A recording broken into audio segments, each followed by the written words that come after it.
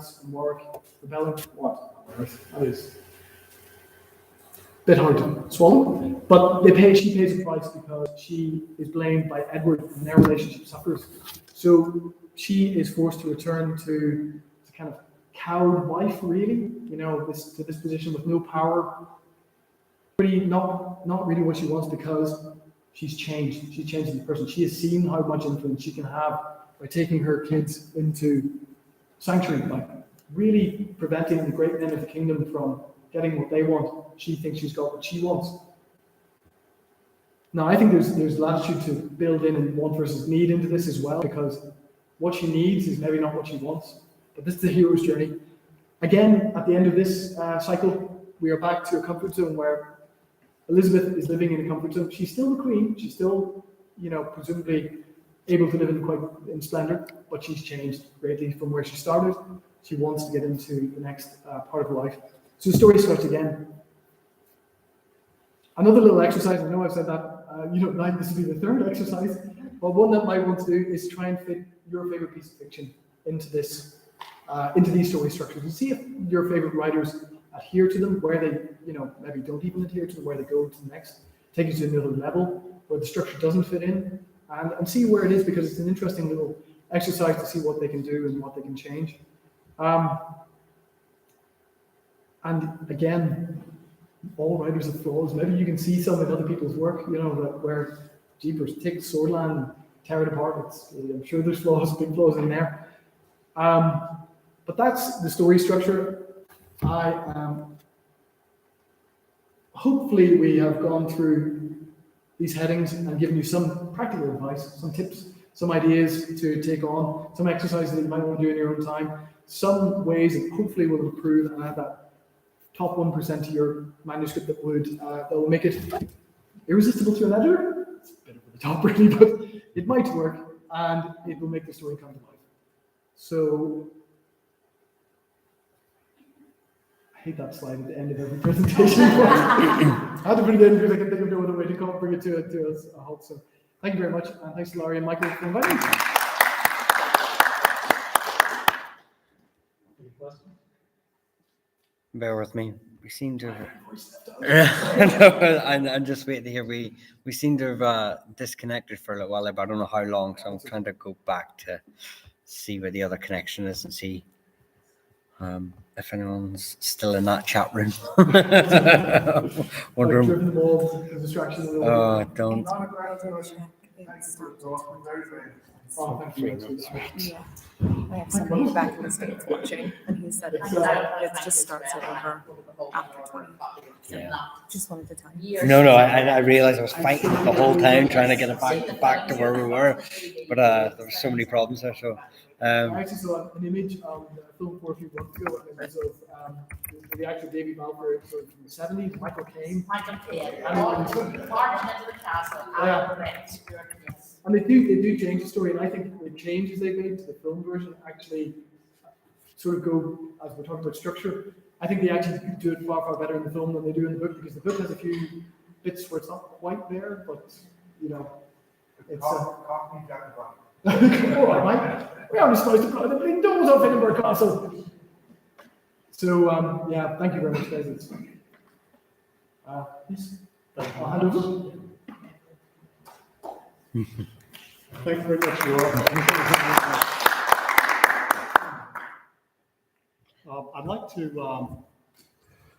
ask for those who are participating online, perhaps viewing on the Clans and Dynasties channel, to enter their names and location. Let us know where you are.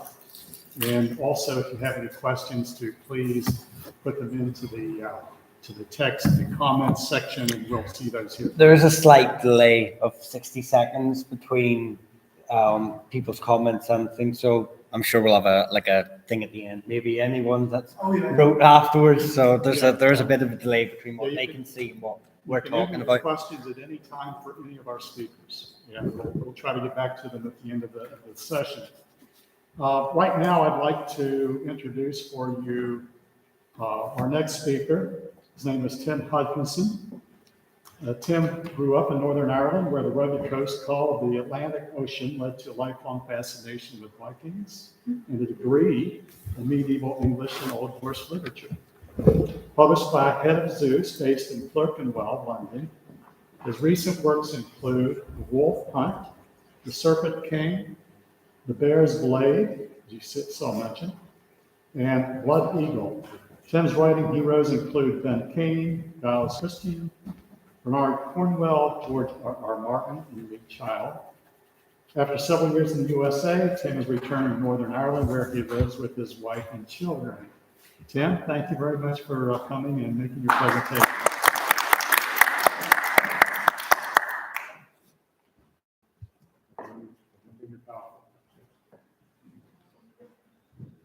Thanks very much. That was an excellent talk there by Maria. If you didn't see it, rewind and watch that.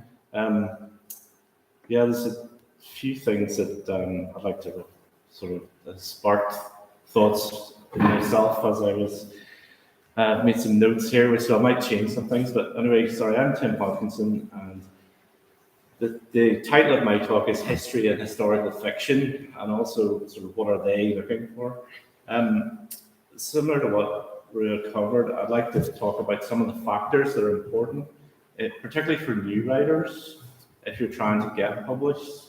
And I'll tell you a bit about, I'll probably tell you unfortunately, by waffling about how I got here to where I am at the moment, and hopefully people can learn some things from it. So I don't want to impress people as well, but on top of everything that Rua has mentioned, there's also other factors as well, like setting and themes and historical accuracy and things like that, which can be important when you're trying to get published. Like, as I said, this isn't probably important for new writers. Maybe when you're incredibly successful, you can play fast and loose with whatever you want, but there are certain, unfortunately, rules, particularly if you're, like, as Ray pointed out, a genre writer like myself. So who am I, and why am I telling you this? Obviously, Larry gave me a really nice introduction there. I'm from Lisburn. I've actually written I've written nine and a half novels. If anyone from my publisher is watching this, 9.8 novels. I was supposed to have one finished at the start of August, but it's getting there. Some of the themes of today are around not just research, but writing for different mediums and things like that.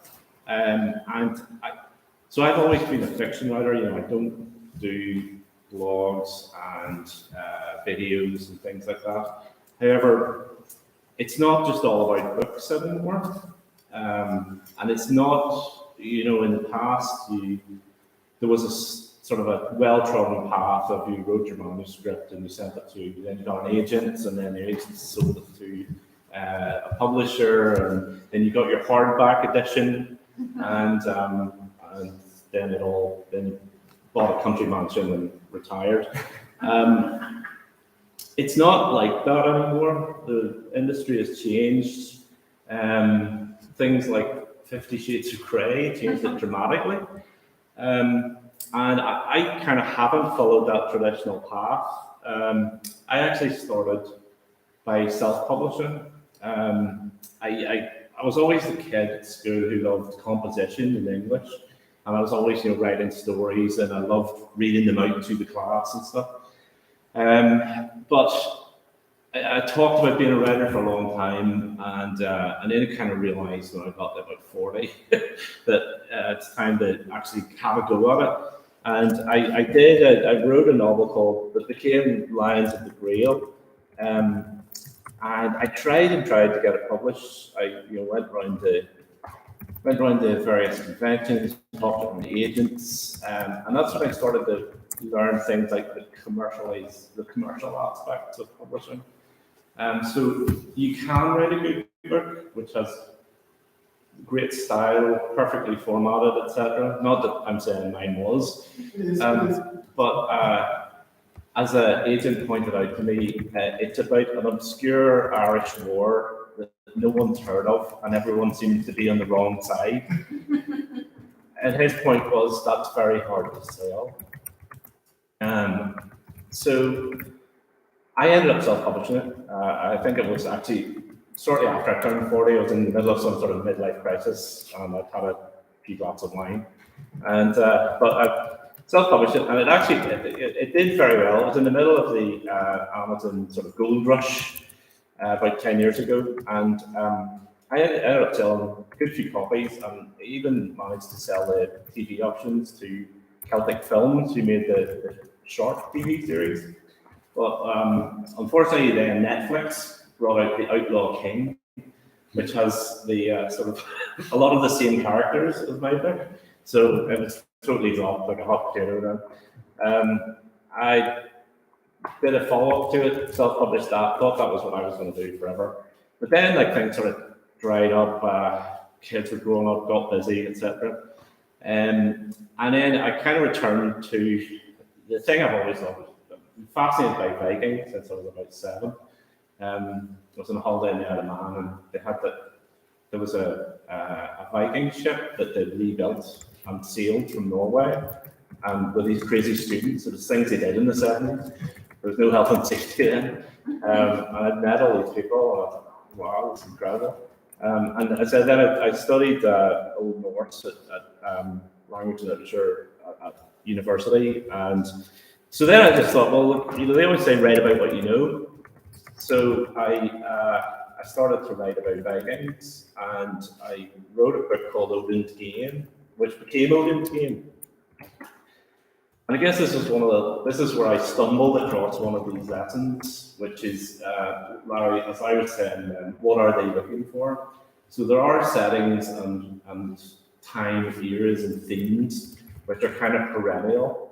And if you fall into one of those, you're more likely to get looked at than if you're writing about an obscure Irish war where no one's ever heard of. But it does depend very much on who you're aiming at. You know, I'm sure if you were looking publishers in Dublin, etc., may be interested in more Irish-oriented works.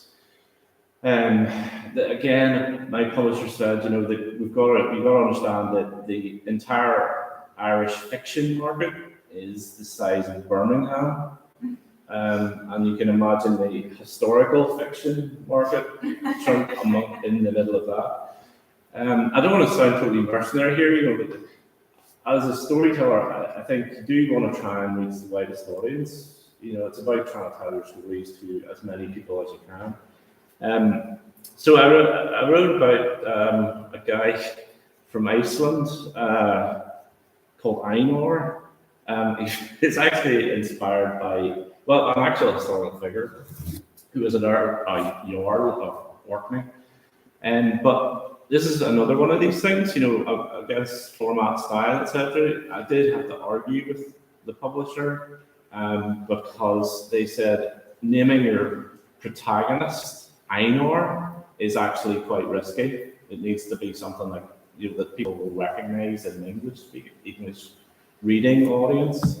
So, you know, Bjorn, or even Bjorn's probably dodgy, but John. But I did stick with that one.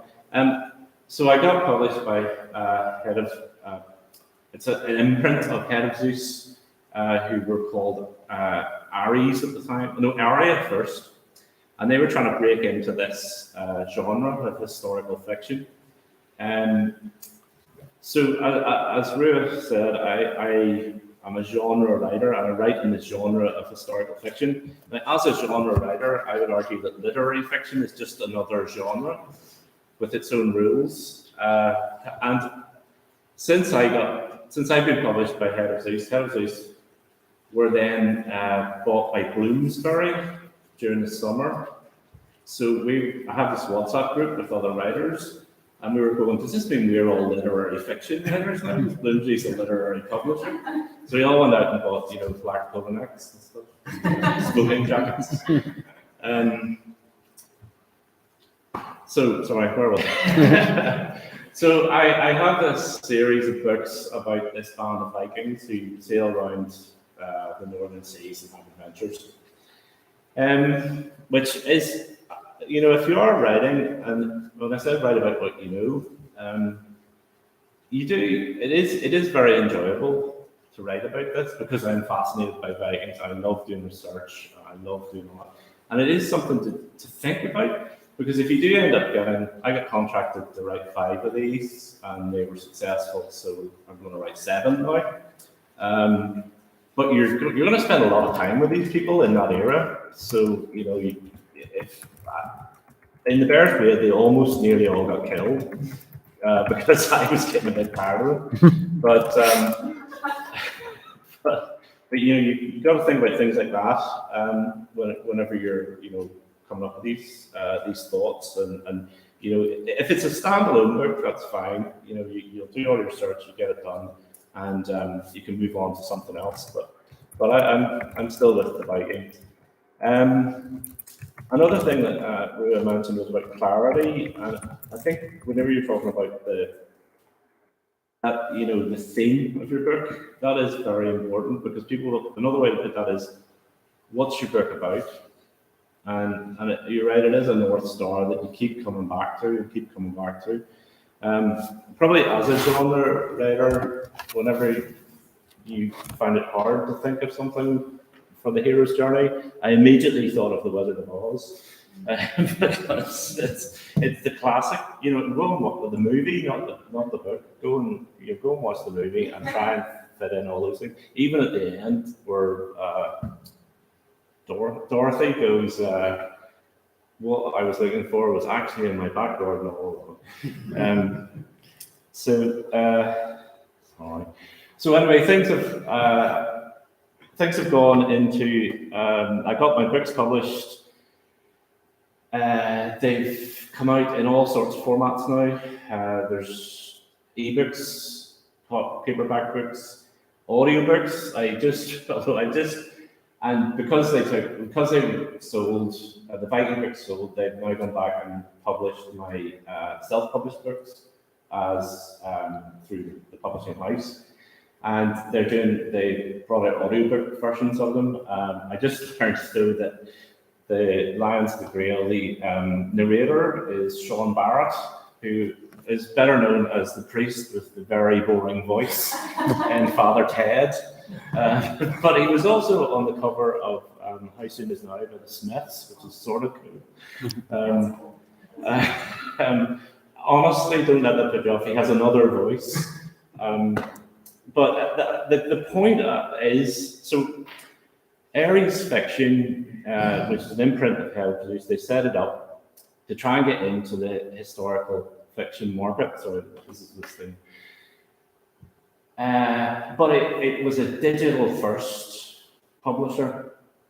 So what they do is they bring the book out first. You get your editing and all that, and you get your cover design and you get your blurb done, because that's terrible. I cannot just condense everything into a couple of lines. They do the marketing. Oops, sorry. They do the marketing for you, but they will release it in essentially ebook format first and see how it goes. And that basically de-risks it for them. They're not giving you a huge advance, which you may never make back, and they're not doing a print run. And then if the book sells, then they'll bring it out in paperback, and then they'll bring it out in audiobook. You shouldn't be worried about taking these different routes these days, I think, because it wasn't until the audiobook of Odin's Game came out and Spotify put it on offer and it took off, and then that drove all the other formats. And eventually now on my 10th book, I'll get my hardback, and you'll get there in the end. So there are different ways and means. Things aren't the traditional publishing way anymore, and don't be worried about not going down that path, because it's increasingly narrow as well and hard to get onto So anyway, to get to the point, history versus historical fiction.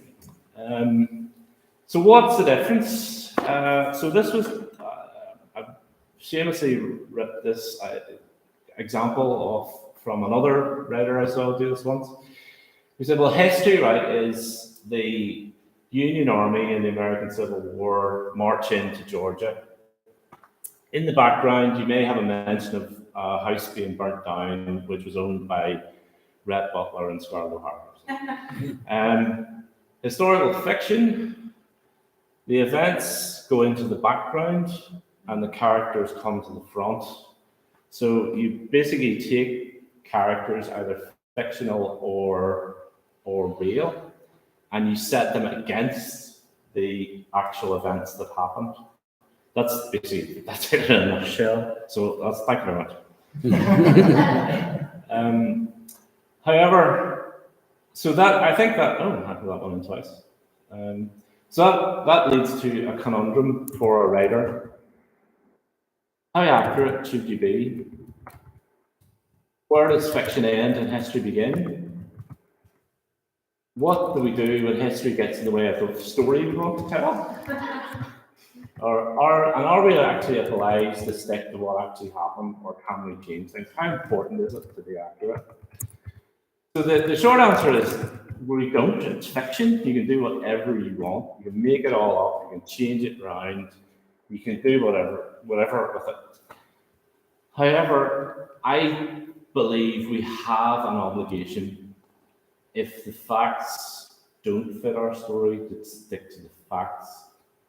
And why is this important? So first of all, from a very practical point, somebody will know, right? So it's actually happened. You've events that happened and people who existed, and somebody will know and they will point it out, particularly on a 1-star review on Amazon, which I'm glad you can't see here.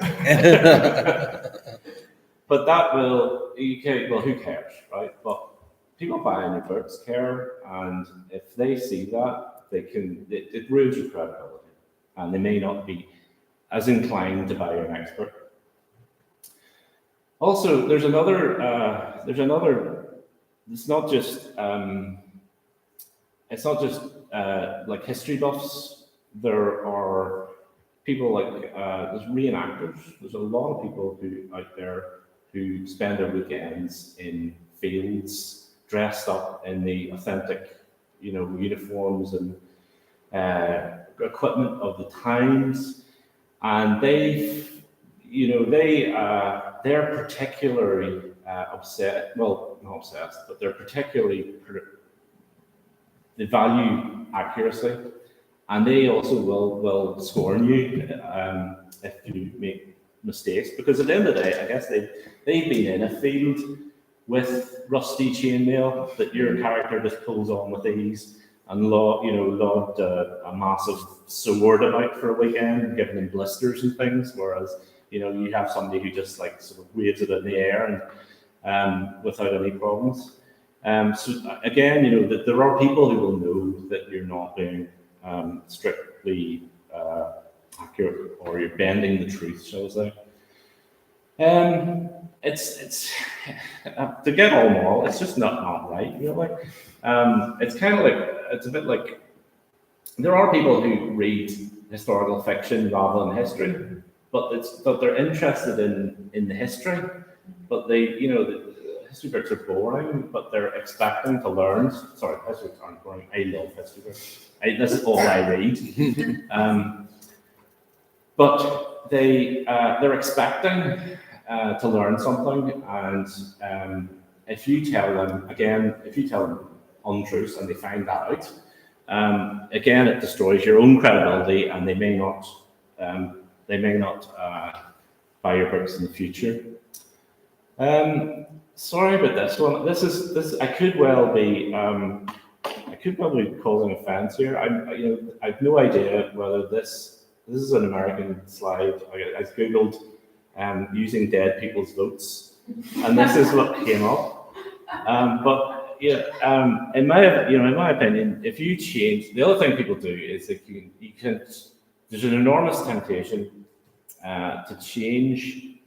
If the facts are inconvenient to your current bias, your modern bias, thoughts, political opinion, there's a huge temptation to either leave it out or change it. And I don't think you do, because I think that's equivalent of using a dead person's vote for your for whatever you want to cause you want to support today, which is actually illegal. And also, at the end of the day, truth can be more entertaining than fiction. And whenever you do, so particularly some of the things that we were talking about today about research, you can learn things from the past which make your characters more interesting, make the events more compelling, and genuinely just sort of spark more interest in the whole obscure Irish war that no one's heard about. I think Hannah there's another talk today which would have been a superb example of all this, because I think she's working on the digitization of some of the medieval records from Dublin that were lost and then have been, they've resurrected them from like Victorian copies and things like that. And I've seen some of those things online, and some of the stories, like even just the court records, are just, they're a rich picking for anyone who wants to write an entertaining. I've read one about a horse thief from Tala. And you go, oh, has anything changed? So whenever you do try to be accurate and you look at original sources rather than the accepted history that you may have been taught. Like, well, I'm from Northern Ireland, you're taught a version of history, which tends to be slightly one-sided, depending on which school you went to. And you can challenge yourself on your own biases by looking at these things. A couple of examples. So Braveheart, to point out historical inaccuracies in Braveheart is like shooting fish in a barrel. It is a great movie. Now, this is where, the argument is it's a great movie. So does it matter that it's not stark or accurate? But anyway, the scene in Braveheart, the Irish troops of Edward, the English, march against the Scots and then switch sides, and everyone goes, well, that's what you would expect. So one of those online resources that we're talking about, a superb one that I have found, that I always go to, is University College Cork's CELT. It's the Corpus of Electronic Text. And they've got, the Annals of Ulster, the Annals of the Four Masters, all those things. So this is Battle of Falkirk in Braveheart. If we look at the Annals of Ulster, 1299, a great hosting was made by the King of the Saxons in Scotland. Many cities were taken by them. The Earl Richard of Berg, that's the Earl of Ulster, and the foreigners and Gaels went with a large fleet, and they got sway over Scotland. So they didn't switch sides, I'm afraid. They actually, not only that, but they defeated the Scots. They were probably implicit in William Wallace's capture. And that's not what we would expect. But I think if we're writing about that, we have a bit of an obligation then to go, that's what happened. But it throws up different, I think sometimes there's up more interesting stories. This is another one. I apologize because we've got Americans here, and I keep coming up with these American examples, which this is probably incredibly insulting. I lived in New Hampshire for a couple of years, and there was a place called Newcastle, and it's an island. It's a lovely place, but there's a fort on it called Fort Constitution, and it's the site of the first overt act of violence in the American Revolution. It was called Fort William and Mary. It's a standard it's a British artillery fort. It's exactly the same as the one in Hillsborough, if you're over there, because it was probably built by the same engineers at the same time. And there's a plaque there that commemorates the first victory of the American Revolution, where it was captured by the Sons of Liberty. there's a guy called John Langdon, Captain John Langdon, who marched out of Portsmouth with between 200 and 400 locals, patriots, and they'd been alerted by Paul Revere, the famous British are coming. This was not the British are coming ride. This was a sort of a prequel to it, where he rode up to New Hampshire and said, they're going to take all the guns and stuff. You're going to take your guns. So Langdon marched out, gathered all the local patriots, and they marched out to take the fort, which was on the promontory. Langdon, just a bit of trivia. If you've ever read Dan Brown's Da Vinci Code and things like that, Robert Langdon was named after John Langdon, because Dan Brown was from Exeter, which is just down the road from this place. It's called New England for a reason. So anyway, sorry. They marched out. They assaulted the fort. The garrison held out, kept them back, managed to keep them back for several hours. But then overwhelming numbers swarmed in, got over the walls, took the fort, lowered the flag, took the guns. There's a newer, this was 1902, where it says about it's the memory of the patriots who captured the fort, removed the guns, etc. The gallantry of Captain John Langdon. And then there's a newer plaque that's been put up that mentions the small British garrison. So another of these online resources that you can get now, there's Parliamentary Letters, which have been digitized. And there's letters from the time of the American Revolution from people like the Governor Wentworth and Captain John Cochrane, who was in command of the fort. And Cochrane's letter goes like, "I'm really sorry we lost the fort. I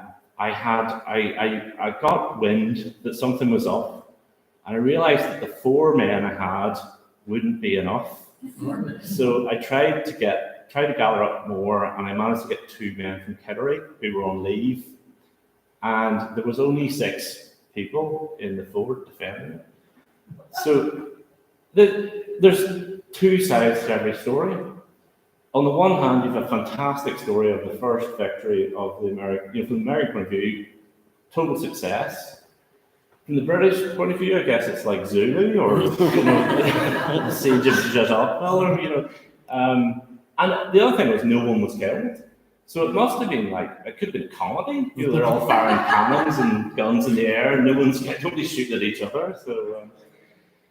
So I guess that's when you go and look at the sources, you can come up with more interesting stories. But Timothy, this is hypocritical, someone's going to say, if anyone's read my books, because there are bits in my Viking stories which don't fit what you may call accepted history. So this is okay, I have to admit this, but I admit this because my book was translated into Swedish last year, and the Swedish translator obviously knows a fair bit about Viking history, and he was coming back with a lot of questions, and he would say things like, "I'm just asking, but is this strict? Is this such and such?" And he would say it in a very nice, very polite way. But so, for instance, in my books, the protagonist is called Einar, who's based on an Orkney jarl called Turf Einar, actually. And the antagonist is Thorfinn Skull Splitter, as he's known. I call it Thorfinn Skull Cleaver, because that's another thing about, if we talk about going back to the original sources, the Old Norse name is Skjoldkløver, which is just skull cleaver, and I think cleaver it says it all. But if you look up Thorfinn, he's called Skull Splitter in all the English versions because of a translation from the Victorian times. Same as Valhalla. The Viking heaven wasn't called Valhalla, does that kind of know It's a mistranslation of languages are inflected, not English, obviously, but so it's the wrong tense and the wrong. So it's like a subjective, feminine version of the word. It's like that someone transliterated. The word is actually Valor Hall, and if you call it Valor Hall, then you suddenly realise it's the Hall of Valor, and it makes sense. So to get back to my point, in history, Thorfinn was Einar was the father of Thorfinn. In my books, Thorfinn is the father of Einar. Now, after everything I've said, how can I get away with that? The reason I justify this is because the only source for the medieval history of Orkney is the Orkney Saga, which was written in Iceland 300 years later after the events had happened. There's also characters like Frost and Storm and Rain. So we're dealing with myth, not actual history. And I think then it is okay to change some details like that. We can change these things around. And just having a body called Thorfinn the Skull Cleaver was just too much to resist. There is a caveat. So you can be too accurate. So whenever you're telling a story, there's a thing called suspension of disbelief. So people, when they're reading it, have to, probably you all know what suspension of disbelief is. When you go to the theatre or the movies, you know that's not actually happening in front of you, but something in your mind switches off and you go into the story and you accept it all. And it's the same when you're reading. But if you're sitting watching Braveheart, for example, or the famous, Ben-Hur, and you see the guy wearing the wristwatch, you suddenly go, sorry, another diversion. Is there time for these diversions? The guy with the wristwatch in Ben-Hur was from Belfast. He was his family ran a haulage firm, and the joke is that if you hadn't gone to Hollywood, you could have been driving a lorry now. That's a proper job. So you see the wristwatch and you're like, oh, hang on, this is a play, this isn't real. And I was talking to, there was I remember I was on a discussion actually with a writer called Amanda Scott who wrote the Boudica novels about Roman Britain. And in her research, she realized that pelicans lived in Britain like 2,000 years ago, and they were hunted to extinction. But she decided not to put that into her book because she made a deliberate decision, because it was she thought people would be reading it and go, hang on, pelicans? That's not right. Pelicans don't live in Britain. But then on the other hand, there's another guy, Matthew Harvey, who writes about Anglo-Saxon times, sort of 8th, 9th century, and beavers lived in Britain at that time, and he deliberately puts beavers in because he delights in whenever people go, beavers live in Britain. And Bernard Cornwell, he's touchy about that too, because he had Americans in the Civil War playing baseball, and he got a lot of stick because they said baseball didn't exist in those times, but he had actually worked out that it did, and there was some sort of record of it. So I guess it's a fine line. You've got to decide on whether to put it in or not. There's also the fact that your historical fiction can become history, which you need to be careful of. The classic one is tattoos. Harold Godwinson, the last Anglo-Saxon king of England, who was actually Danish, but you go online and say royal tattoos, history of tattoos, and you will find Harold Godwinson, after he's killed by William the Conqueror, the only way they identified his body was by the tattoos on it, and his mistress, actually, Edith Swanwick, was able to identify these tattoos and then knew it was his body. In actual fact, there is no record of that before the 1800s. There's a medieval thing, it mentions marks, that could be scars, could be anything.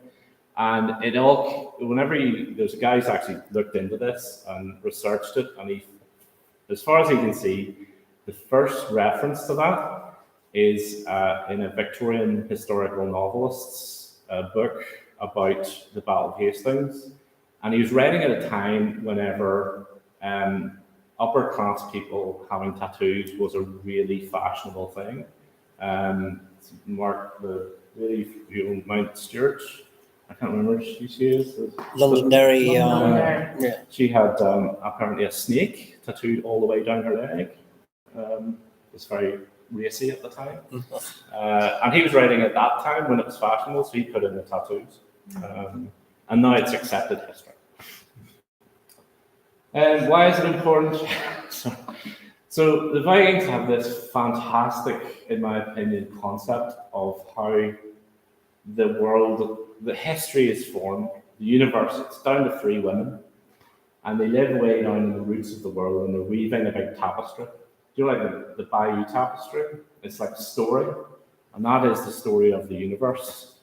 And each thread on it is, you've got your own thread, and it weaves in with other people, and then when they cut it, that's your time when the tapestry's done. But they're still weaving it, and the story has been told in the past, but it forms how it's formed is what the Norse word is the equivalent of our word should. It's what should happen, as in not necessarily what will happen. And I think if you realize that the past makes the future. And if you realize that the past can be different than the way you thought it was or assumed it was, then the future can be different as well. And it can be whatever you make it. So that's a bit deep. So the bit people might be interested in, what are publishers looking for?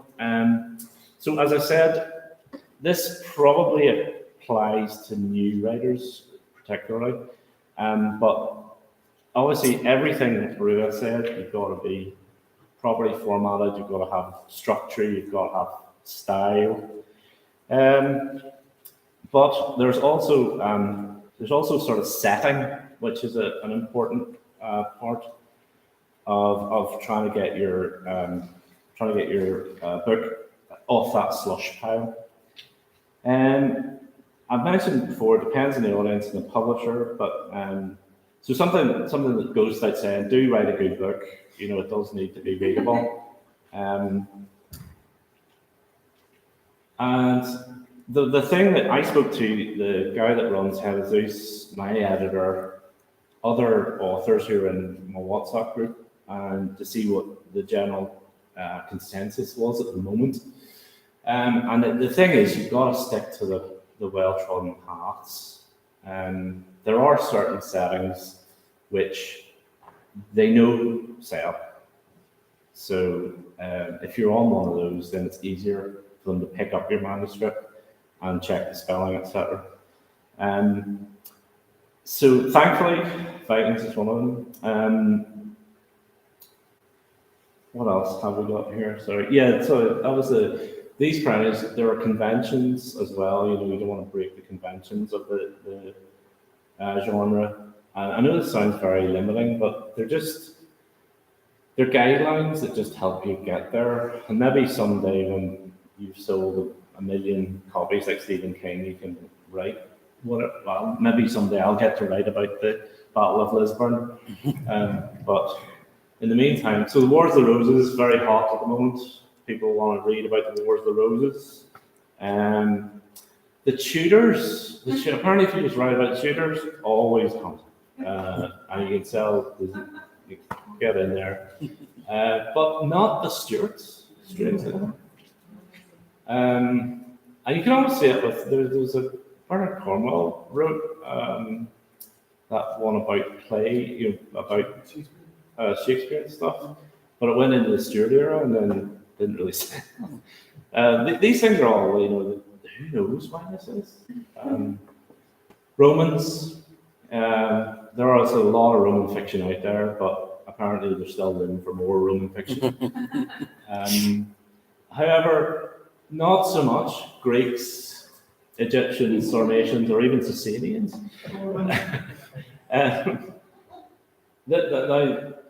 Greeks, there's a caveat around Greeks. I'll say that more about Greeks later. That's a special one. For some reason, they're not interested in Egyptians unless you're Wilbur Smith.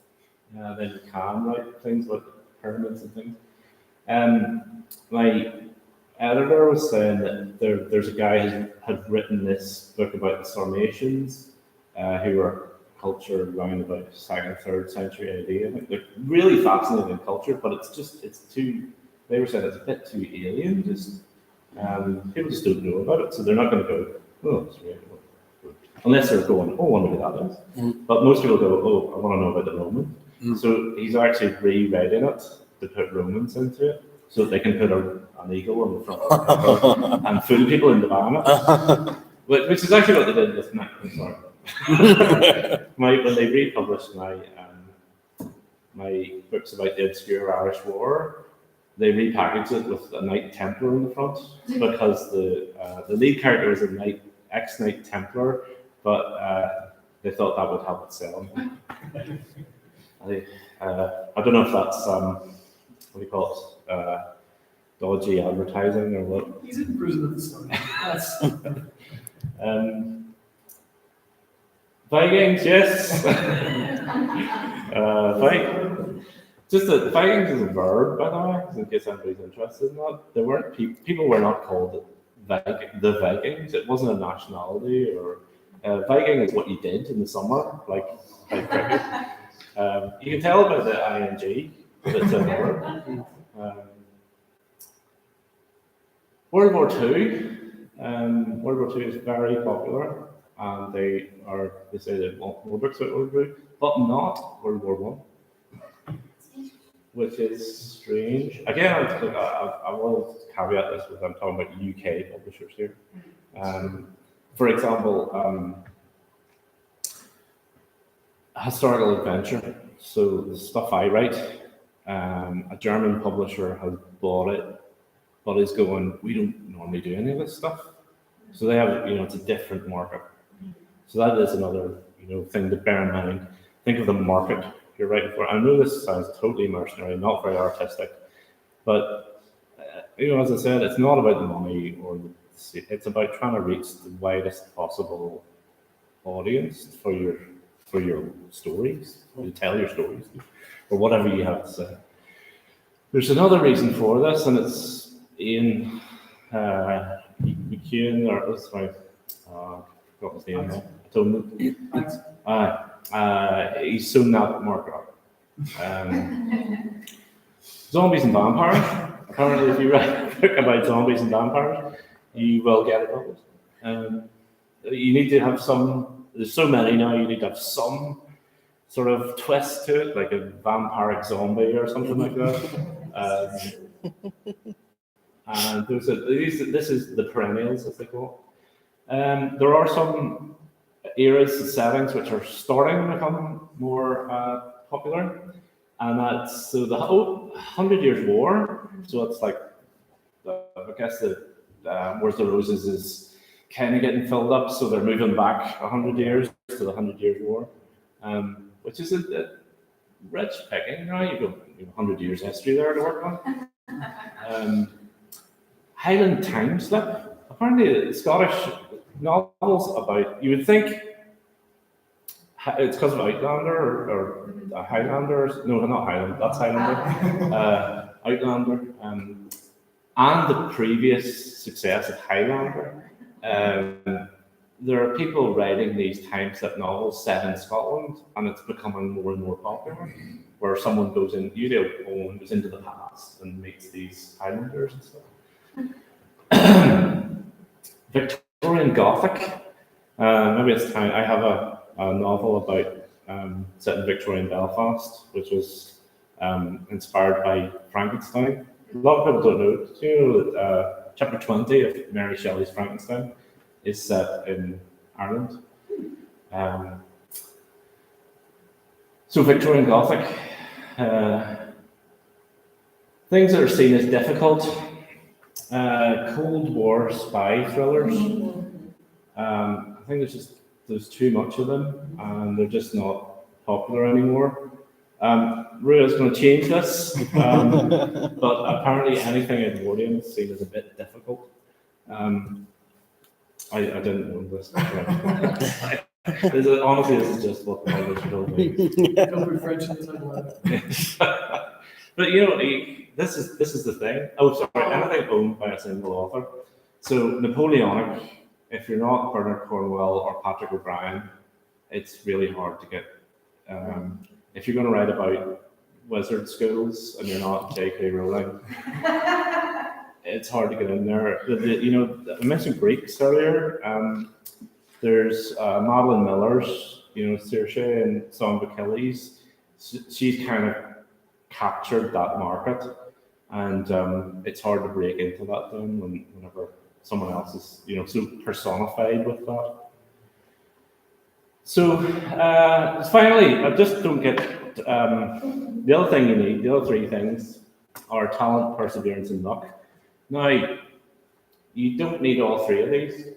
You only need two of them. No, you need two of them, and they can be in any combination.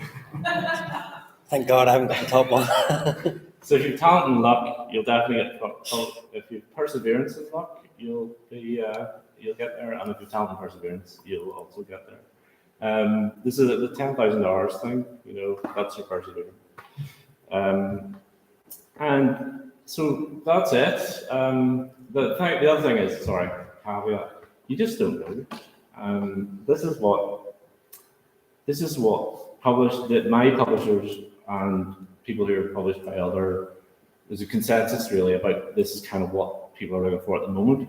But someone can come along and write a blockbuster novel about the Battle of Lisbon, and suddenly everybody will be wanting to do it.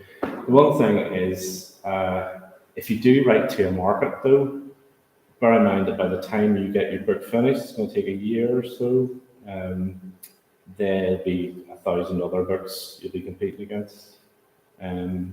So you need to make sure it's good.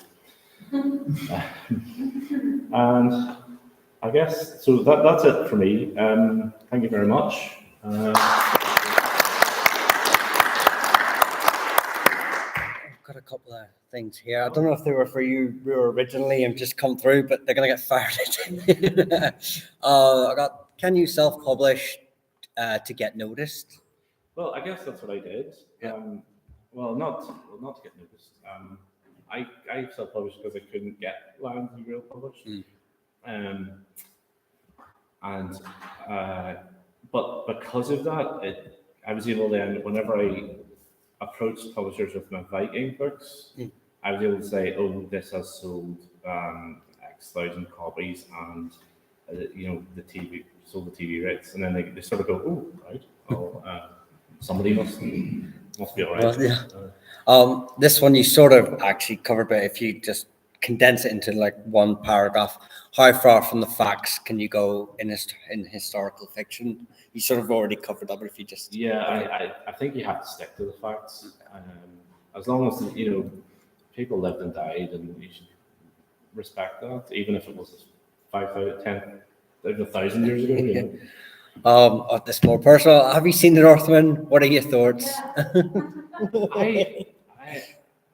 I have. I actually did like it.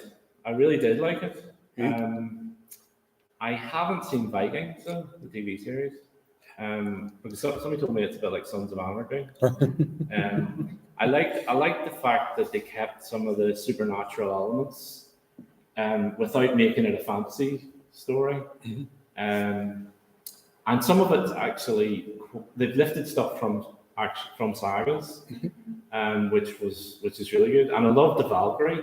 The Valkyrie is really scary because we have this concept of Valkyries, sort of Wagnerian women in an opera with beautiful. But the Norse version were frightening.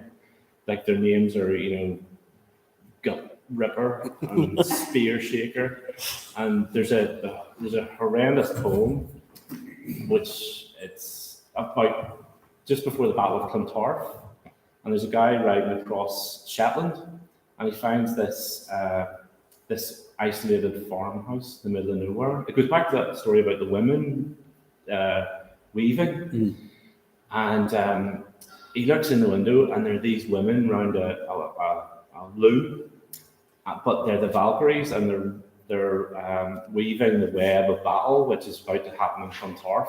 But the weights are like severed human heads, and the weft, the thing is a space slaughter. it's like whoa, and in the Northland it was that freaky, scary eyes and everything. I thought that was great.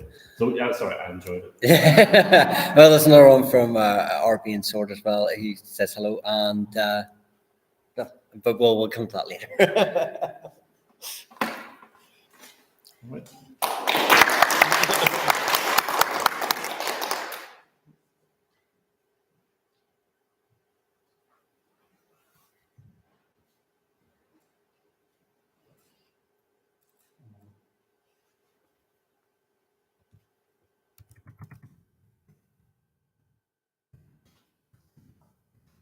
Thank you very much, Tim. Let's give another round of applause. We're just going to roll on through. If anyone needs to take a biology break, please feel free to do that. Help yourself get up. And I'd like to just speak for a moment about something that Tim mentioned in his presentation, and that is that, a couple of things actually. He talked about the importance of having facts represented in the telling of our stories, as opposed to something being completely, strayed from the facts. And of course, every writer wants to maintain a certain amount of freedom to be creative, to be imaginative and everything. But I also am in agreement with his line of thinking is that, if possible, tell it the way it actually occurred. And I have again, in agreement, I have a feeling of obligation as well when I'm writing, that, there are people that are learning their history by reading historical fiction. I think this is especially true for younger people as they become more and more dependent on using their devices to read about history, get a sense of their history and culture from online sources. And so, it seems to me that it's an opportunity to educate, a point that was very well made, an opportunity to educate. And, so if you have a heart for education, I think that's where it should go. Also, he mentioned that truth can be more entertaining than fiction.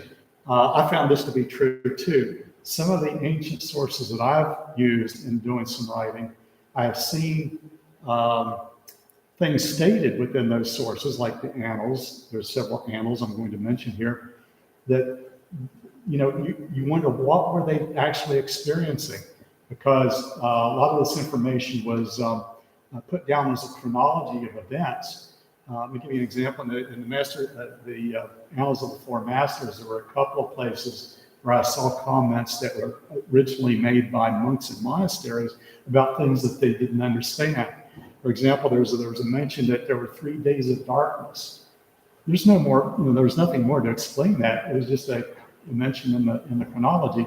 What could it have been? It was probably a solar eclipse or something, some natural phenomena.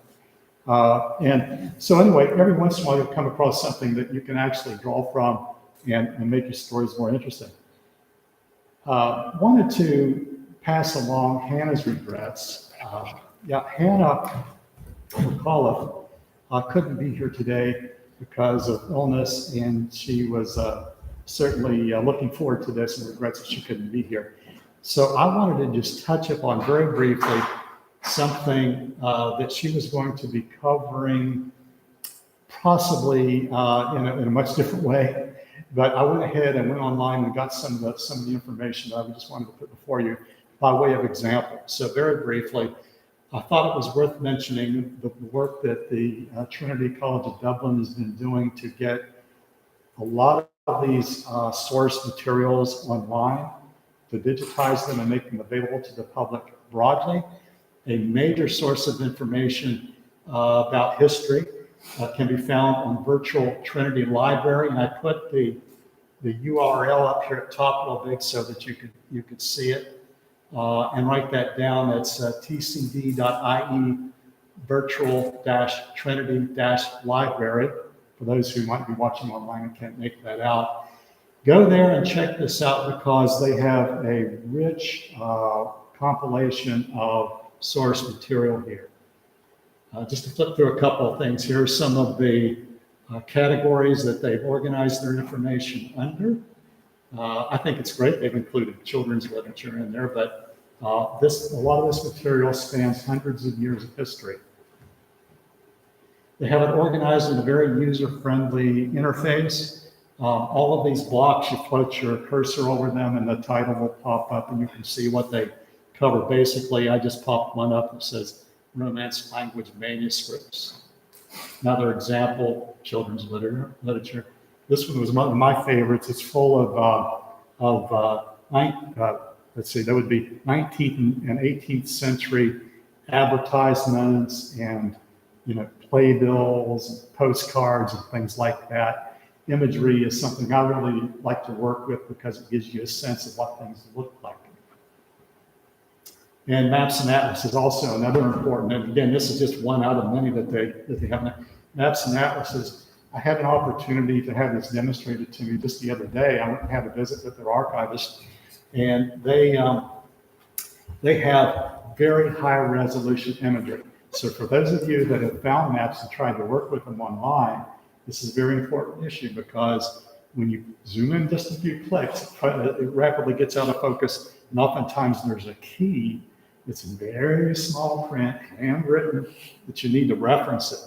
And anyway, the care that they took to make those readable is so impressive. Also, they have things listed out like this by category of brief descriptions. The Book of St. Albans, for example, I provided you an article here in the room, those of you in the room, an article about the Book of St. Albans. They've just completed this work.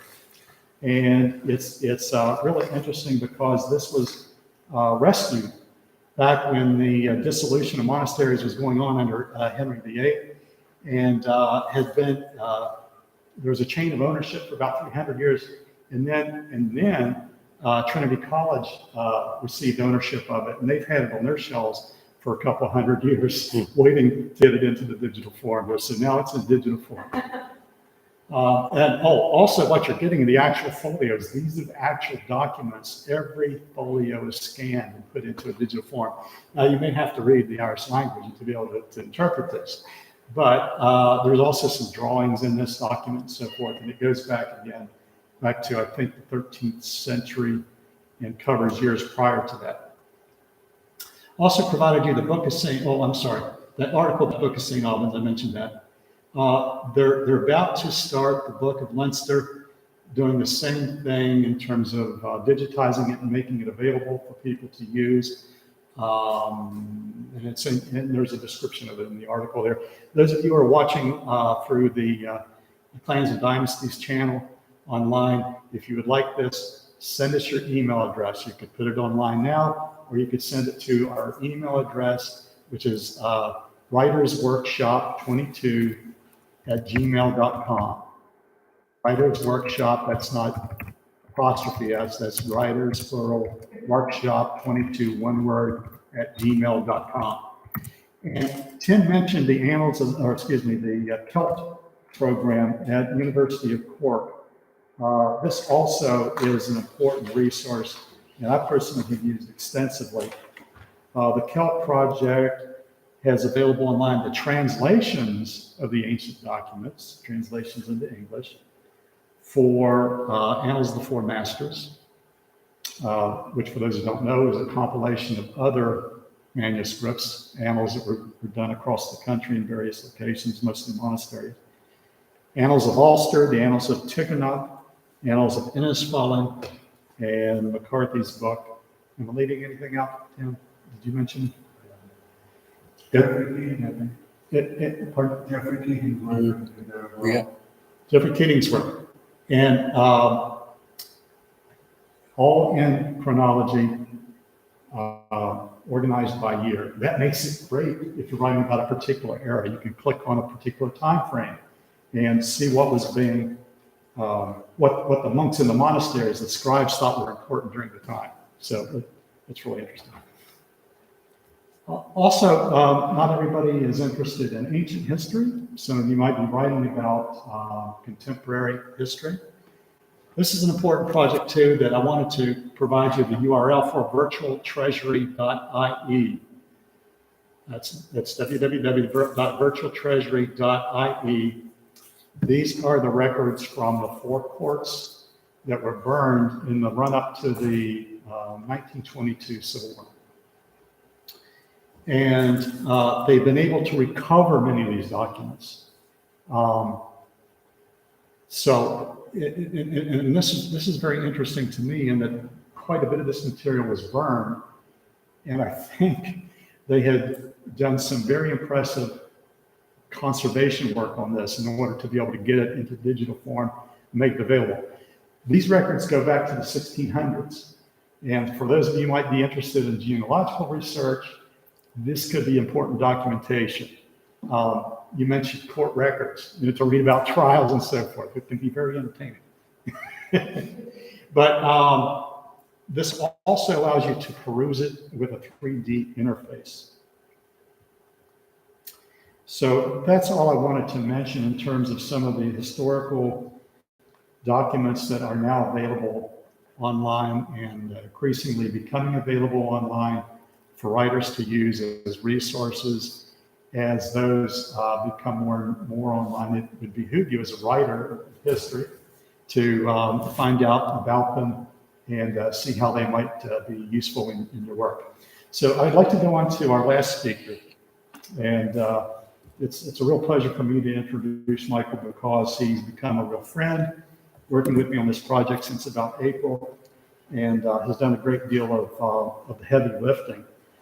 Michael received his early education at an English private school surrounded by castles and battlefields. This started his joy of history. He attended college in Belfast before enlisting in the British Army, serving 8 years and completing a tour in Afghanistan in 2010. Thank you for your service. His love for Irish and Scottish medieval history led him to write short pieces about families of Ireland online, realizing that many histories in Ireland and Scotland are fragmented, scattered over many sources, filled with misinterpreted information. He started a YouTube channel, to help others understand their family origins. His channel has grown, and he now runs popular social media forums and blogs dedicated to history. So here's a little bit about the type of writing that one does and the research that goes into creating good online work.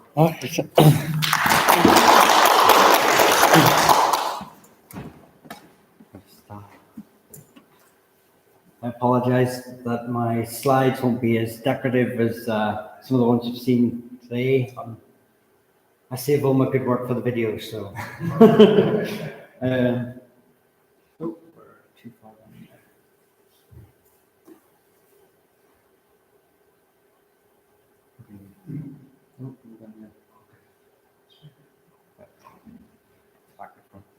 So, hello everyone, I'm Michael, and I run Clans&Dynasties, a YouTube channel, obviously focusing on Irish and Scottish medieval history. I apologise if I have to sort of refer more to my script here. The last time I did any kind of public speaking was my brother's wedding, and it's far easier to, slate your brother to family and friends and having to stand up and speak to strangers online and friends here. So, if you suddenly see me dropping eye contact and losing where I am, I do apologise about that. Today, as I said, today I'm talking about research and writing for blogs, and although more accurately I've done the speech kind of back to front, you'll get to the same point. I'd first like to thank Larry very much for that great introduction that I wrote for him, but I would like to thank him very much for inviting me here today, and it's an honour to share the stage with Tim and Brewer. It's unfortunate, obviously, we couldn't have Hannah here today. And it's a privilege to stand here and speak to you all. And I'd like to thank the Heritage Centre for coming to our aid last minute and providing us this brilliant venue. So as I said, researching and writing for vlogs and blogs has grown over probably the last decade, I'd say, as social media has expanded, Facebook has grown, and people have started to use these platforms to sort of promote their work. But as more people start to write and use these formats, some of the old misconceptions and I'd say mistaught histories or things that have changed, maybe outdated understandings of histories, has bled its way into there too. And one of my sort of goals, as I stated, was to sort of try and put that together and sort of help people understand that, you know, what is what, as best as I can sort of promote it.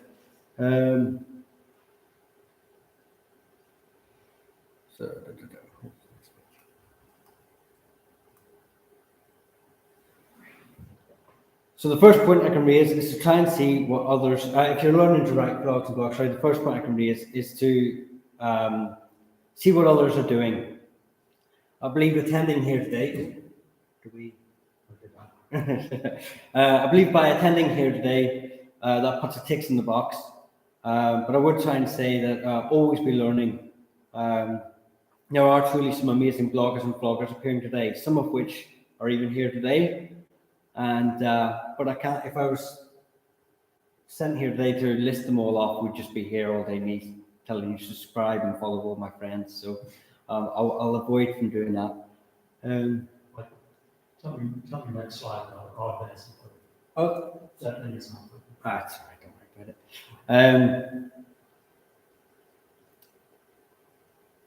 Sorry. No.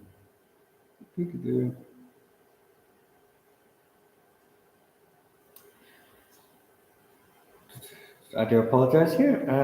As I stated, learning from your peers. This is a great start, but one thing to remember is that markets, whether it's content creating or whether it's a written format for videos, or the market is fluid and trends change. More facts come to light, and other researchers can sometimes bring arguments to the table that challenge previous held views on your specific subjects. That may put an expiry date on your content. I would recommend reviewing all the material from time to time and looking if there are any new advancements in whatever specific field it is you're covering. The benefit of doing this, especially on something like YouTube or your blogs, is that you may have already created half the content for your videos. So actually you're releasing new content and using old stuff. So it saves you half the work. So if anyone's watching there today, you'll start seeing repeating things in some of my previous videos. I apologize. Just giving away one of the tricks.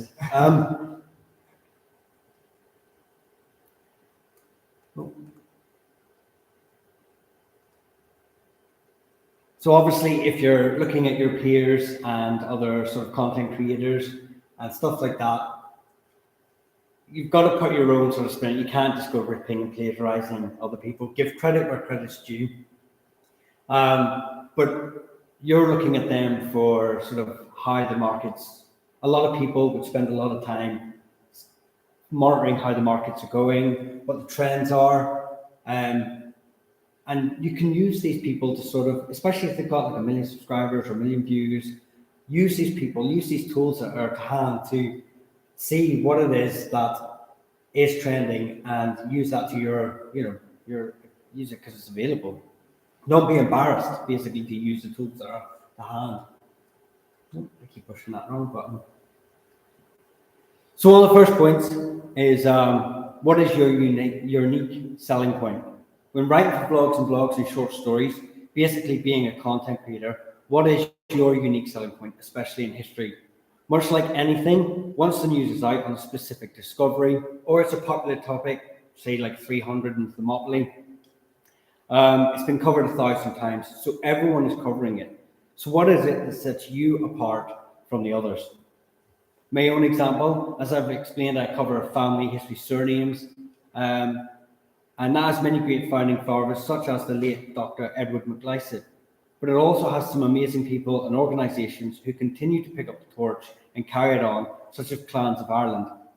Many clan organisations do have their own historians, but continue to produce excellent work.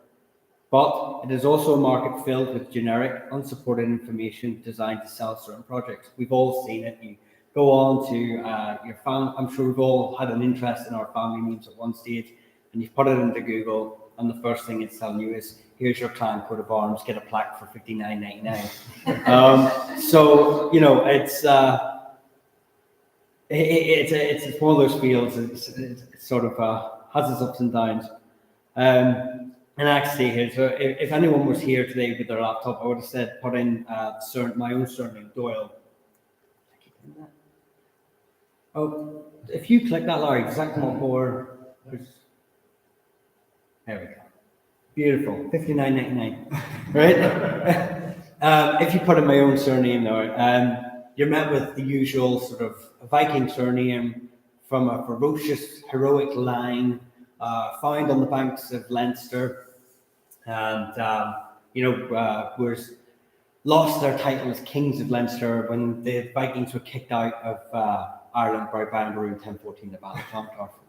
Now, as a historian, much of that whole paragraph makes my eyes twitch, and I'm sure but if you don't have that historical context and you don't know the sort of, much as Tim said there, the background towards certain events, like the Battle of Clontarf in 1014, it's very easy to get drawn into and thinking that that's what actually happened when it isn't. And you build a narrative in your mind about who you are and who your family are. And it's my job really basically to crush those dreams and things that you've built around that. And I do apologize about that. I won't tell you that your great 10 times great grandfather was a ferocious Viking, because he may have just been a farmer in a field, but that's just as worthy. I'd just like to state that that's just as worthy. But my unique selling point is I like to think that I am the bridge between the academic circles and those sort of selling companies. So I sort of make the academic material more manageable to read. And that is what I believe is my sort of unique selling point. But if you do not have one, don't worry about it. You can find it on your own, or it may just come across later on as you work on your projects. So, but you've got to try and at least spend a little bit of time thinking about it. Just thinking what sets you apart from the rest of the market.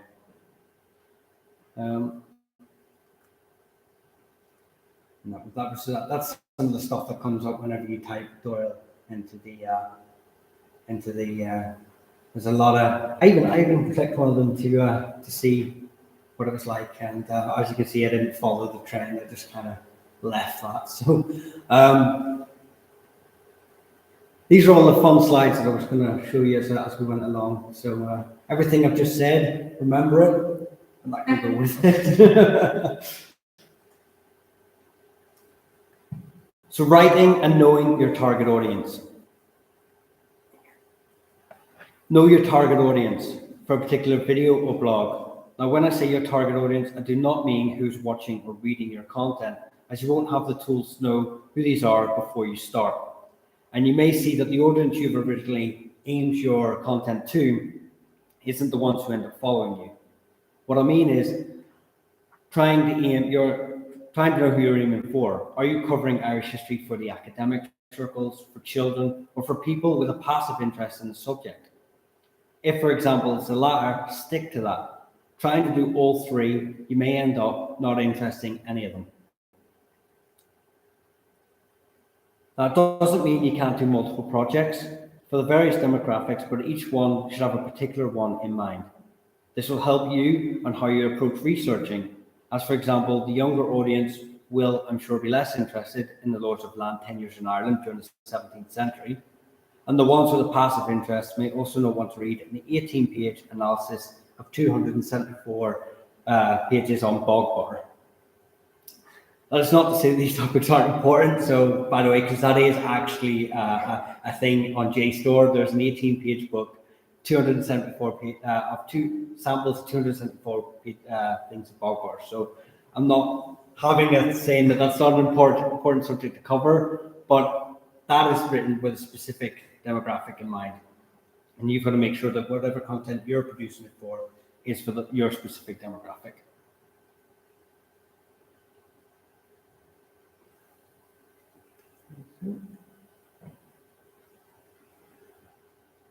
Making content accessible to those demographics.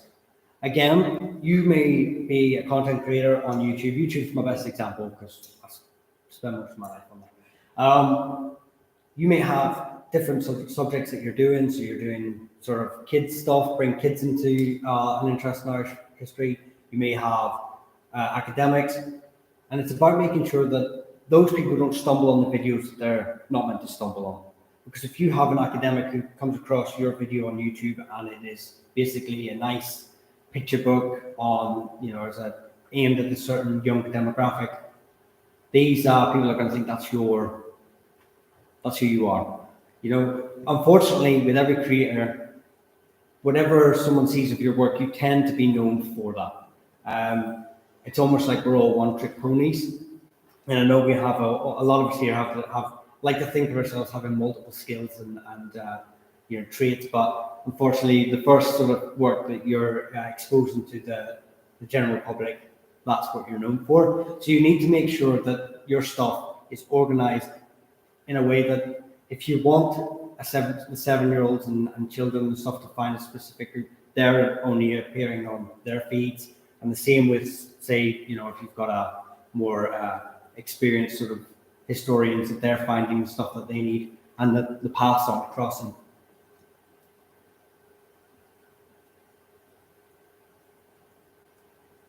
Once you do have your demographic set and you start to build a platform, and Facebook, it's not so bad, you get it almost straight away, but for YouTube, you have to be a content creator and one of their partnership deal. You get tools such as YouTube Studio, Facebook Analytics, which allows you to gauge what attention your work is getting and where it may be gaining interest or falling flat. Use these tools to help your work later on. The companies have spent millions looking at the habits and interests among other people, and they're giving you the tools to see some of this data, so use it. It costs you nothing for a few moments, and the rewards can be worth it. So here's some of going louder. Next page. Yeah. So there's other companies that are Omnia Core Agency. They're another one that tracks the traffic through YouTube, and all this sort of data is free. So, and you can use this to tailor make your posts, your videos. So the thing that I like to sort of point out is, obviously, I'm from an English-speaking country, and 15.9% of YouTube site traffic comes from the US. So if I am looking to tailor make any of my sort of work, that's one of the biggest English-speaking markets. So I'm going to tailor it more towards the US market. You will find out through, as time goes on. So my biggest markets, for example, are the UK, Australia, Canada, and America. So I sort of try and tailor make my content to fit them. So I'm not going to be cracking jokes about India or Russia or something like that, but it's just going to fly over their heads. So, and that's the sort of thing you need to be doing. Where is it on? There's another one on there, basically, that the average person spends 18 minutes on YouTube. So that gives you an indication, and if you are making a video, what's the point of making a 1 hour long video? Because if 18 minutes is all that you're spending on YouTube, you need to get the point across very quickly that whatever it is you're trying to sort of sell or suggest, or the point you're trying to make, is within that 18 minutes. Not only that, it's not on here, but YouTube send out sort of analytic videos to yourself and sort of say to you, this is what we've learned. And 10 seconds is basically all that the human sort of brain needs, and before it gets bored. So you have to keep it sort of constantly, I think it's called mind food, they call it. So you've got to constantly feed the brain every 10 seconds.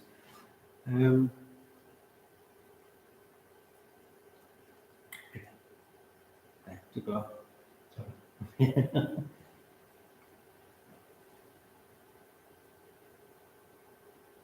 So this has been covered by everyone, but it is a point that needs reiterating, is have a goal or an aim in mind for your content.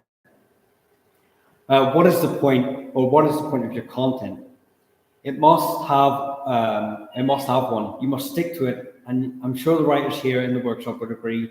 You couldn't have a story without a plot, and it's up to you to decide how you approach or aim, or the aim for your video.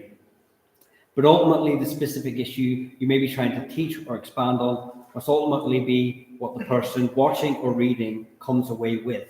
So if you're trying to say, Braveheart's a good example from Tim's speech there, that the English are bad and the Scots are good, that point must be raised in the video, and not be sort of blackened by other sort of subplots and sub aims and sub goals, because they'll end up walking away with not the one you intended.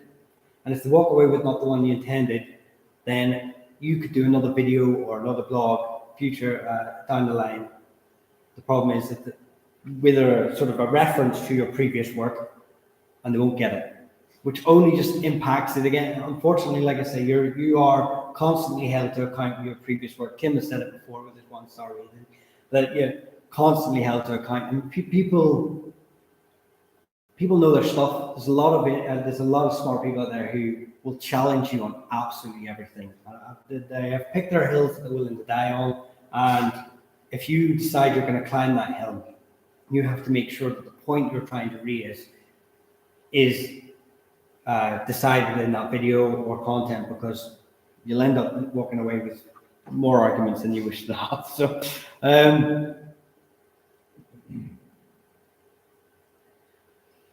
So interesting points early in the content. I've sort of touched on this before, but we've rather unfairly assigned poor memories with goldfish, with the age-old saying, memory like a goldfish, as it's claimed they have a 3-second memory. And I hope the goldfish have their own age-old saying, which is the attention span of a human. Because much like a goldfish's memory, we humans seem to have the attention span of 3 seconds. It's actually 10. Also, social media platforms such as TikTok, Facebook, and YouTube and Instagram have this concept in their algorithms. And you may notice that, or any of you on sort of go on the Instagram stories, or the Facebook stories, the videos, and TikTok, and find yourself just constantly scrolling through. They bear that in mind. They're constantly monitoring. They're not listening to you. I know there's a thing going around there that I was thinking about a bathtub, and then I open my phone and there's a bathtub on it, for sale. It's actually because they're able to track your habits. So it's not that they're listening to what you're thinking. They already know what you're thinking. or they've dictated it into making you think that. Maybe the head of TikTok's best friend owns a bath company. So bear this in mind. Get to your point quickly, or give the brain something new to digest in the process of getting to your point. Because obviously things like YouTube, if you're a paid content creator, you get paid for the longer people watch, because they can stick more advertisements in there. So there's no point saying, again, go back to Braveheart, here's my video with the English bad, yes, in video. You want to build suspense, you want to build whatever, you maybe even want to put some other points in there. But again, you've got to have brain food for the majority of us who have a low attention span. I definitely fit that demographic.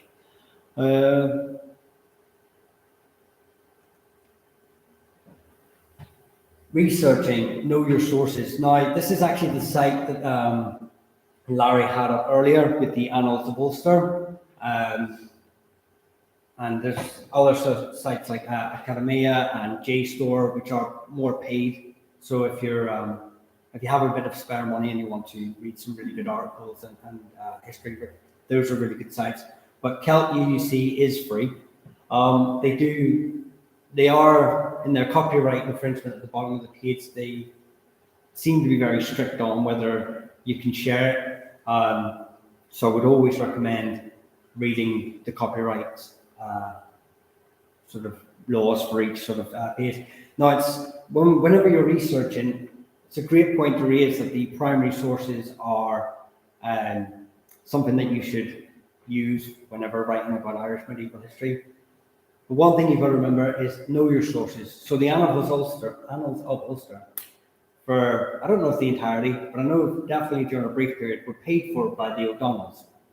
So whenever the O'Donnells done something, or maybe didn't, maybe they just happened to be in the area, suddenly the O'Donnells are the main star of the Annals of Ulster. And that's what you've got to think whenever your sources, knowing your sources, is what are my sources trying to tell me? What is their point? What is their aim? What is their goal? Because they have an ulterior motive. Much like ourselves, we have maybe an argument to put forward, so do they. I'm not saying spend your weeks, months, years researching whether some person in the 18th, 19th century was a racist and, have they come across this, because you would end up be spending more time researching the researcher than actually researching what you're needing to research. That's a bit of a tongue twister, right? But get a basic understanding of your sources at least, or find any papers that sort of explain those sort of sources as well, because, like I said, they have an ulterior motive.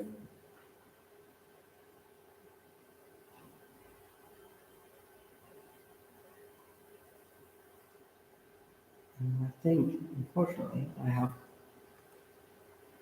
sped through that like an absolute. So I don't want to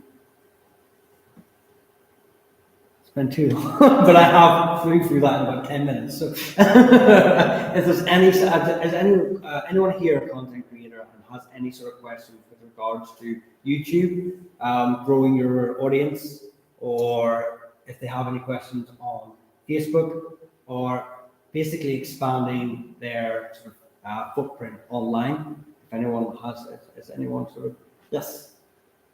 How much do you interact with your audience on YouTube? For example, you put up a video, you're correct, but you're dealing with a subject, you look at your primary source, and you contradict popular history. Yeah. And people begin to say you're wrong. So never argue with people. That's rule one. Treat it like customer service. So whenever I interact with pretty much as many comments as I can, not only is it good for the algorithm, so the algorithm picks up that there's lots of comments going on this page, it promotes your work, but also you are a customer service provider. So you could be right and they could be wrong, and it could be black and white to you. But like anyone, has anyone here worked in the customer service industry before? The customer's never wrong, right? And that is what you're dealing with, and that is how you've got to approach it. So what I would normally say is I wouldn't say that you're wrong, but I would say I got my sources from X, Y, and Z. Where did you get your sources from? Engage with the person and sort of let them know that you're not telling them they are wrong. You're just letting them know that, well, I didn't know that. Let me read your books, you read my books, and let's just see in 6 months' time if we will agree. They never come back, don't worry. They might come, by then you've released more content, and they'll argue about that, So always treat it like customer service. You are the service provider. You don't get to. You've made your point. That's the whole point of the video. You've made your argument. You've give your sources. You've said everything you need to say on the matter. So anything that you're having to argue outside of that, you've already missed the point of your video. So, and I know people will try because they won't watch the video. They might only watch 18 minutes of your 25-minute video and miss the point completely. Then you just tell them watch my video. So that's the way I would sort of approach dealing with that sort of thing. Actually, I had a little bit of a conversation with Michael on a particular plan, and it wasn't contradictory to Michael's comment, but it was different. And yes, what source did you get that from? You've been met with my customer service. it's normally I think you're wrong, but I can't say that. So what source did you get that from? I think it's definitely like I say, I can't reiterate that you are a business if you're doing this, even if you're not making a lot of money from it, and you wish to progress in the future. Your online portfolio is there for all to see forever. We've seen many people sort of 2011 get pulled up when they were like 12 years old. They wrote something silly, and now they're in their 30s and they're being, whatever the context for that is. I'm not saying that's right. What I'm trying to say is that you as a content creator need to be aware that you have that digital footprint, and people are always going to be referring to that. So you just need to treat it like customer service. Smiley face. I have a question for you, actually. Can you explain what you do if there's a difference between preparing a post, say you've done a summary of a plan, versus preparation for one of your YouTube programs? Is there a difference? Can you explain how that works? Yes. So my YouTube videos obviously have a lot more.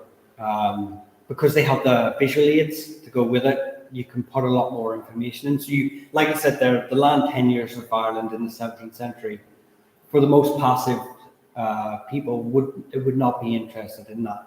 But if you put a really nice map on there with it zooming in and sort of highlighting, this is where you're, got one on the, I think it's the McSweeney video, basically all the lands owned by the family in 1568 and then in 1668, and you can sort of see they're not really taking in everything that I'm sort of saying, but they're seeing all that. Oh, my family owned this land, so you can put a lot more detail in it. Waffle if you want; it doesn't really matter because they're not really paying attention to everything you're seeing. With posts, you need to be far more to the point. No, if it's going to be a long point, you might as well write a book, And I would say it's just got to be very brief. So what I would normally do when preparing for the two of them is that I would be writing my full in-depth thing for my video, finding all my sources, finding everything I need to do, and then I would take the points that I want to raise, so that a paragraph for each thing. So McMahon's is a post that'll come out soon. What I'll do is I'll mention where they come from, a little bit about them for each sort of branch. But I've already got everything. It's more like the highlight reel, or if anyone watched football back then, it's match of the day. It's just the best bits, the bits that I really want to I just take them on. And maybe I have to add a few words in or whatever just to make it look a bit more professional. Although if anyone's read my spelling and grammar, I apologise. I was speaking to Rua a lot more about that. Although I went to English private school, I didn't really take much of my education away with me. Much to the annoyance of my father and all that money. So, yes, Tim. You've got some 10 seconds of attention. Yeah. How do you feel about a video without it becoming information? So they've worked out that it's just brain food, so it just needs to be something different. So if they're looking at it sounds horrible to say, but most people aren't listening to what you've got to say.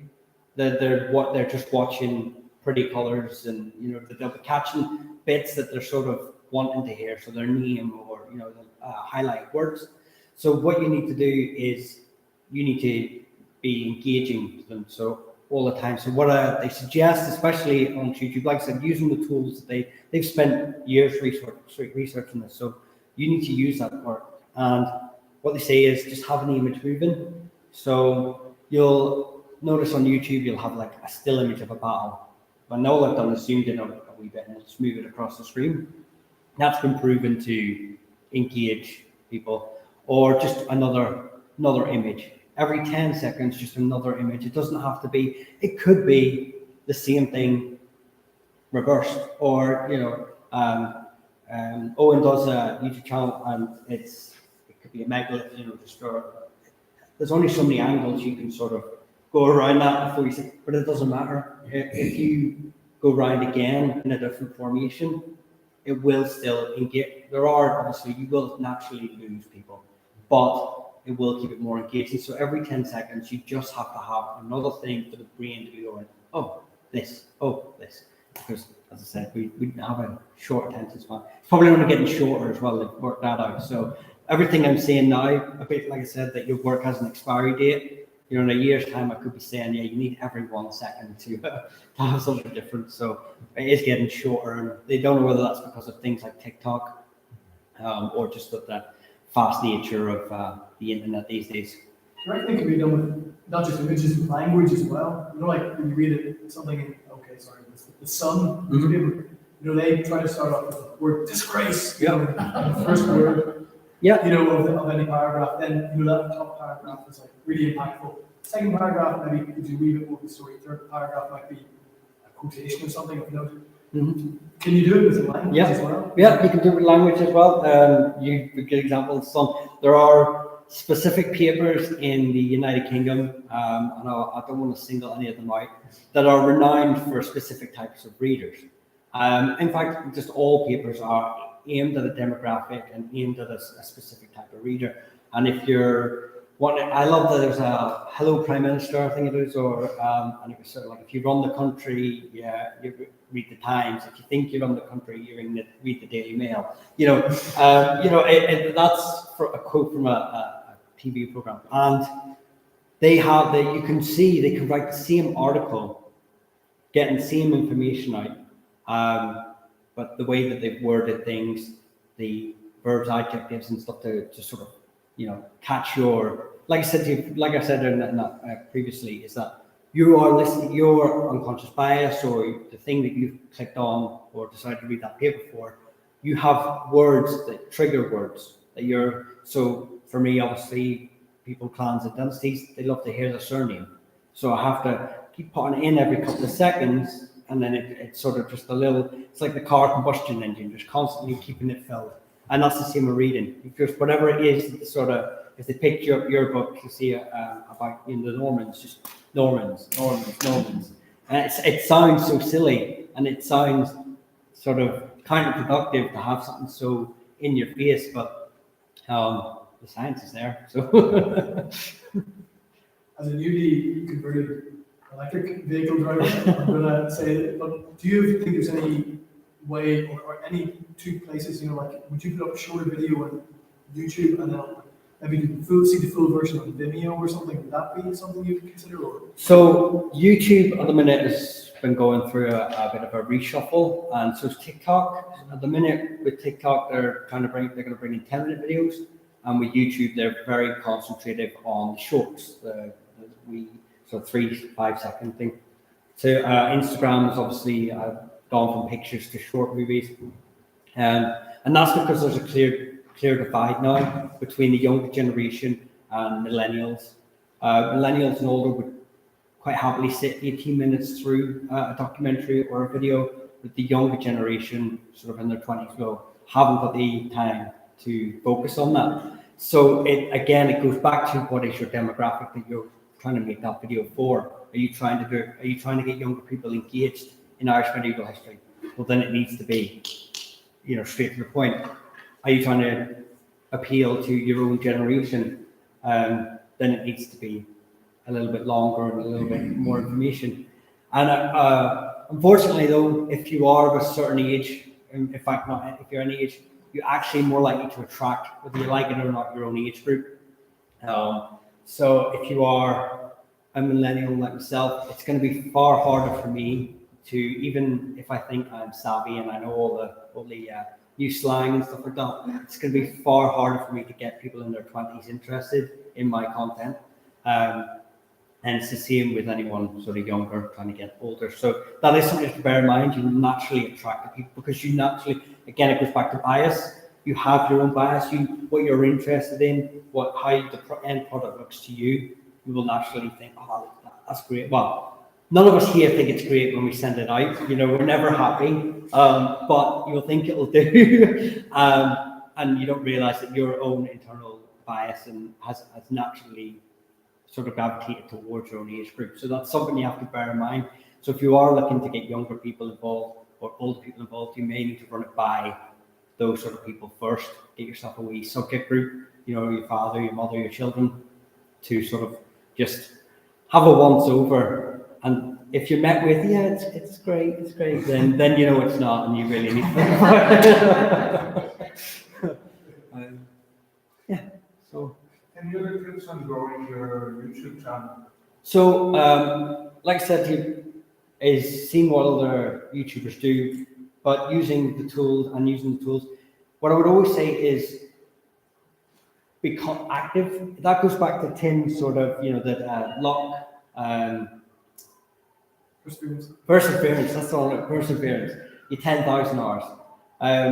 You need to be doing that into YouTube too. So you need to be engaging with people. You need to be, and what you need to be doing as well is not just sort of saying thank you.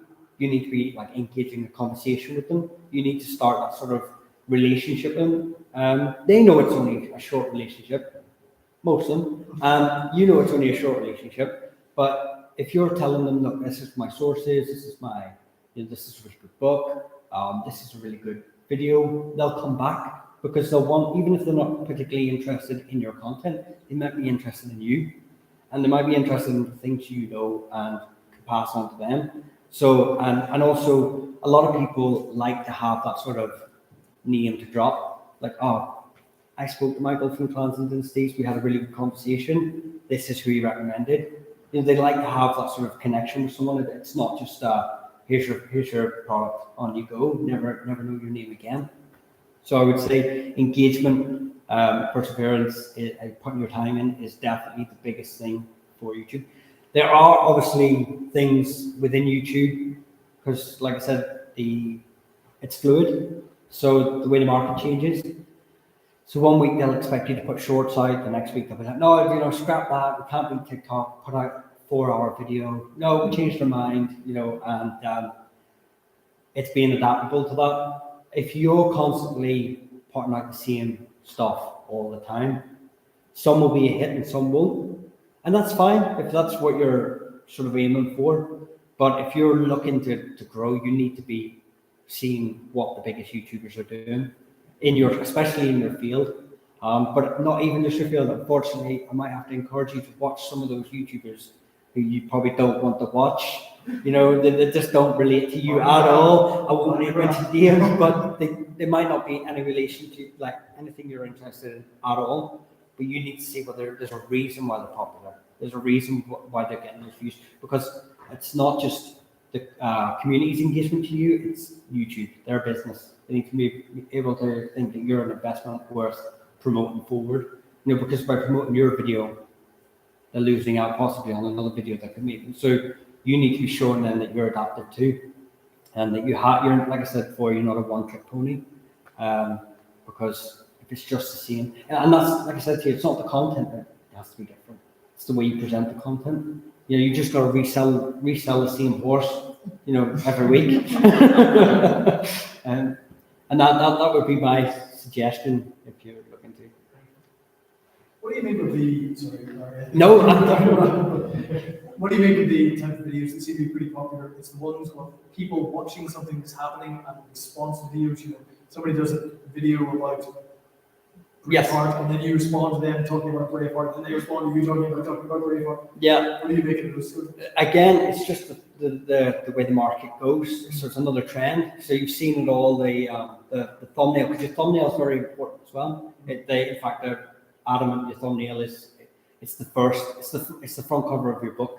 So if your thumbnail isn't attractive to the eye, and we all saw it, for a while, oh my God, did she? And and every thumbnail for months was just constantly like that. And that's because for that while they were popular, so everyone's doing it.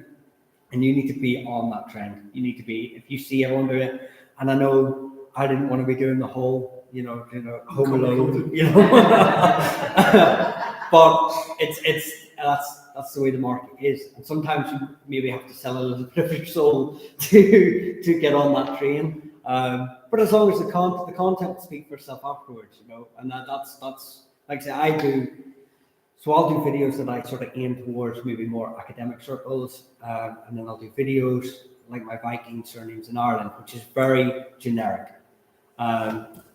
And it got like 500,000 views, and I thought, well, this is brilliant, and I got a few subscribers from it, but it wasn't really me, it wasn't what I wanted to do. But every now and again, you have to do that. Like I said, just a little piece of yourself needs to go down the river Styx, and but again, it's just trends. You need to, like I said, it's constantly keeping an eye on the trends. And us of an older generation, I know I don't look at it the same, but maybe a little bit behind. But even if you just get on, get on it while you can. It's a sure way to sort of build up that sort of fan base, as it were.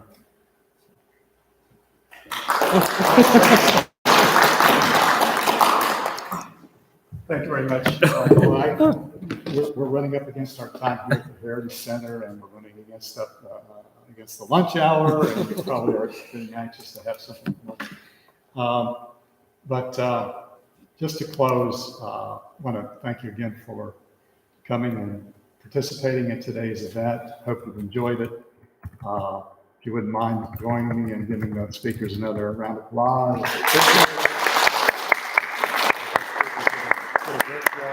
And I want to thank those who have tuned in to Clans and Dynasties, to view on YouTube the program, and your participation as well.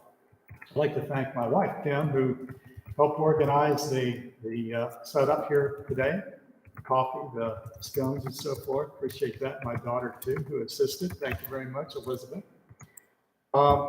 We do have some handouts for you, giveaways, I should call them. I brought a few copies of my book over here for you guests, or even speakers who are interested. You can help yourself, or they're there on the chair right there. Thank you. And if any of the others have anything to give away, that's fine too. Or perhaps you'll simply want to look up look up their books on Amazon and make a purchase. That would be even sweeter, right? Mm. All right. Well, again, thank you very much, and please stay in touch with us. We'd like to make sure that we have your contact information, at least your email address, so we can let you know about future events like this and invite you back. And perhaps you could help us spread the word. Well, our goal is to simply help people who are writing about history, which is almost every writer actually in some form includes a little bit of history, get history right. So thank you very much.